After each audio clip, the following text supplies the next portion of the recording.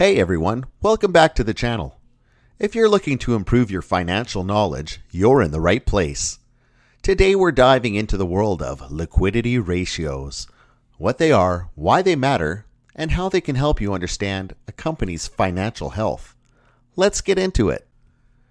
Okay, first things first, what are liquidity ratios?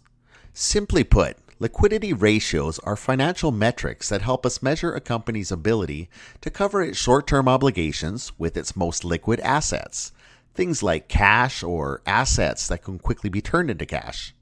In other words, liquidity ratios tell us how easily a business can pay off its current liabilities, such as bills, loans, or other short-term debts, using its most liquid assets.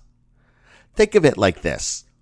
Just as a person needs enough cash on hand to pay for daily expenses like rent or groceries, a company needs liquidity to cover things like accounts payable, short-term loans, or upcoming payroll. Now, there are three main liquidity ratios you'll come across when looking at financial statements. Let's break them down. The current ratio. This is the most common liquidity ratio. It's calculated by dividing a company's current assets by its current liabilities. The formula looks like this. A ratio of 1 or higher generally means the company has enough assets to cover its short-term debts. But be careful. If the current ratio is too high, it could indicate that the company is holding on to too much cash or inventory and isn't investing that money effectively. Next, we have the quick ratio. This ratio is a bit more conservative than the current ratio because it excludes inventory from the calculation. This is because inventory isn't always as easily converted to cash, especially if the company is having trouble selling it. Here's the formula. A quick ratio of 1 or higher is typically seen as a good sign that the company can meet its short-term obligations without relying on inventory sales. It's a more stringent test of liquidity. And lastly, we have the cash ratio. The cash ratio is the most conservative of the three. It looks at the company's cash and cash equivalents, things like marketable securities, divided by its current liabilities.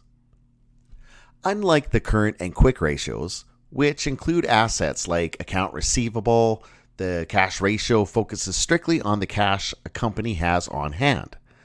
This is a strict measure of how easily a company could pay its short-term debts if they all came due right now.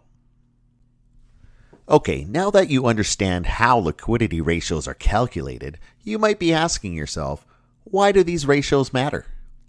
Liquidity ratios are crucial for investors, creditors, and even company managers because they give insight into the company's ability to pay its bills and avoid financial distress. A company with poor liquidity may struggle to make payroll, pay suppliers, or meet other short-term obligations, which could lead to bankruptcy or solvency issues. On the flip side, if a company has too much liquidity, say they're sitting on a large pile of cash, it could indicate inefficiency, as that cash might not be working to generate profits or growth. So finding the right balance is key. So how do you interpret these ratios? Well, the general rule is a current ratio of around 1 or higher is generally seen as good.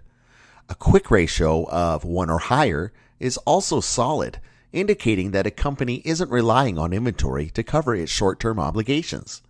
And finally, a cash ratio of 0.5 or higher might be considered strong depending on the industry. But remember, there's no one-size-fits-all answer.